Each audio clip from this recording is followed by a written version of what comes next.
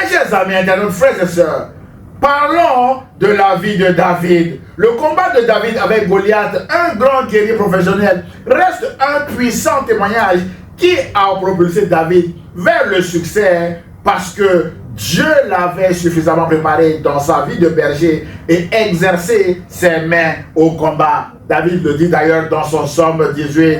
Frères et sœurs, alors que le roi Saül voulait le dissuader pour l'empêcher d'aller combattre avec Goliath, David s'appuie sur sa foi narrative en disant au roi Saül que l'Éternel qui m'a délivré de la griffe du lion et de la patte de l'ours me délivrera encore et encore de la main de ce Philistin. Voilà sa foi narrative. Mon frère, ma soeur, votre Philistin peut être une maladie. Déclarez que le Dieu qui vous a guéri hier est encore capable de vous guérir aujourd'hui et voire même demain. Mon frère, ma soeur, votre Philistin peut être une relation brisée. Déclarez face à cette relation brisée que Dieu qui vous a permis d'entrer dans cette relation brisée vous ouvrira une nouvelle porte pour une nouvelle relation bien meilleure que celle qui vient d'être brisée. Voilà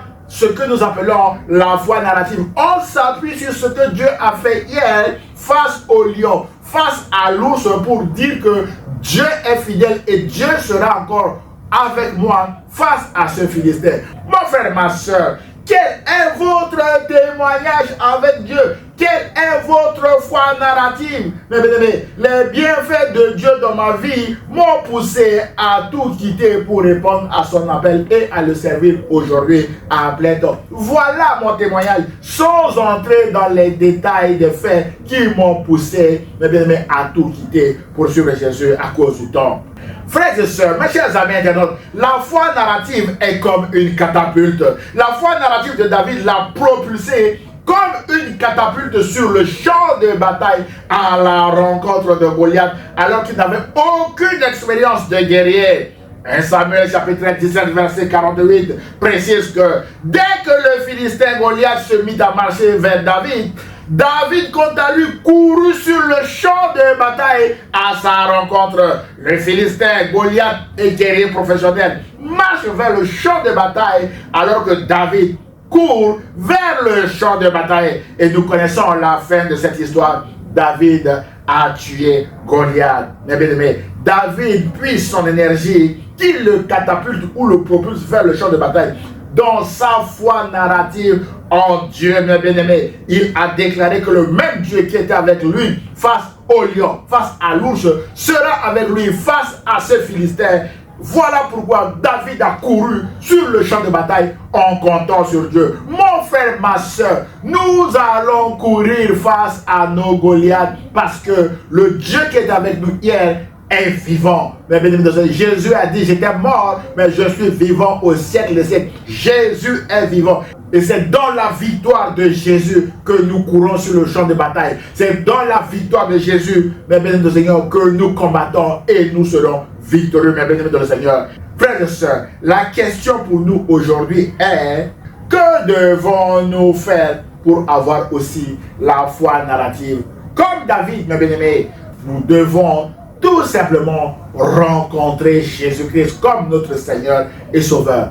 Mon frère, ma soeur, Jésus a dit en Jean chapitre 14, verset 6 que je suis le chemin, la vérité et la vie. Nul ne vient au Père que par moi. Il n'y a pas un autre chemin qui mène à la maison de Dieu que Jésus-Christ. C'est pourquoi l'auteur de l'Épître aux Hébreux nous recommande d'avoir les yeux fixés sur Jésus, qui est l'auteur et le consommateur de notre foi. Mon frère, ma soeur, sans Jésus, vous ne pouvez pas avoir de témoignage. Sans Jésus, vous ne pouvez pas avoir de foi narrative parce que c'est Jésus qui va intervenir, qui va faire un miracle dans votre vie et c'est ce miracle qui deviendra votre foi narrative.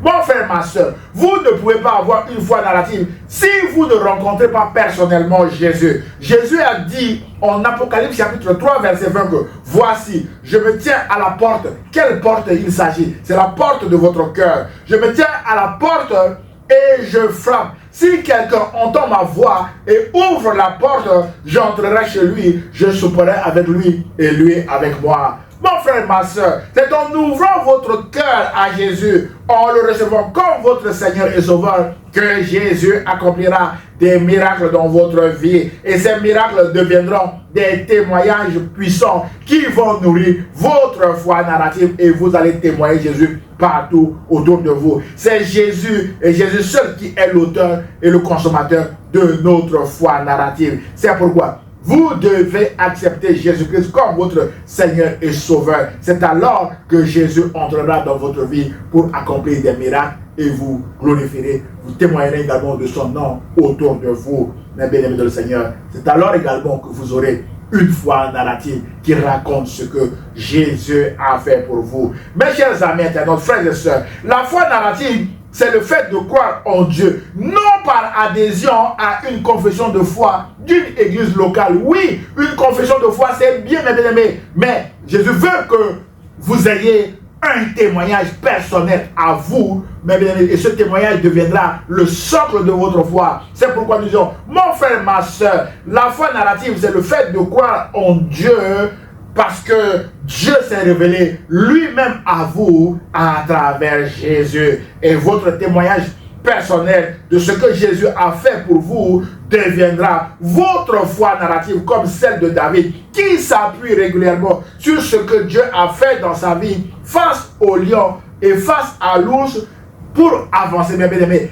David, nous avons vu, s'est appuyé sur ce que Dieu a fait pour lui face au lion, face à l'ours, pour courir sur le champ de bataille, et il a été propulsé comme une catapulte. Il va avoir la victoire en s'appuyant sur ce que Dieu a fait hier dans sa vie.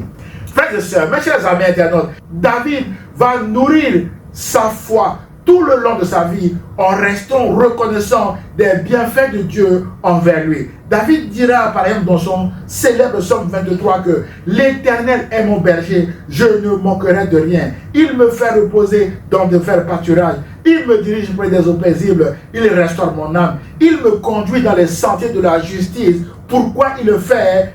Il le fait à cause de son nom. Il le fait pas, non pas parce que je mérite quoi que ce soit, mais Dieu le fait à cause de son nom, mes bien-aimés de Seigneur. Et quand David faisait cette déclaration, il était encore pourchassé par Saül, mes bien-aimés. Il a déclaré cela et ce qu'il a déclaré était arrivé. C'est pourquoi, mon frère, ma soeur, face à vos obstacles et vos difficultés actuelles, déclarez que Dieu qui était avec vous hier sera encore et encore avec vous. Il vous délivrera encore et vous avancerez, mes bien-aimés de Seigneur, vers votre destinée. C'est pourquoi ce message vise à vous encourager à faire confiance à Jésus afin qu'il vous sauve, qu'il vous délivre et qu'il accomplisse également des miracles dans votre vie, et ces miracles deviendront la base de votre foi narrative, mes bien-aimés.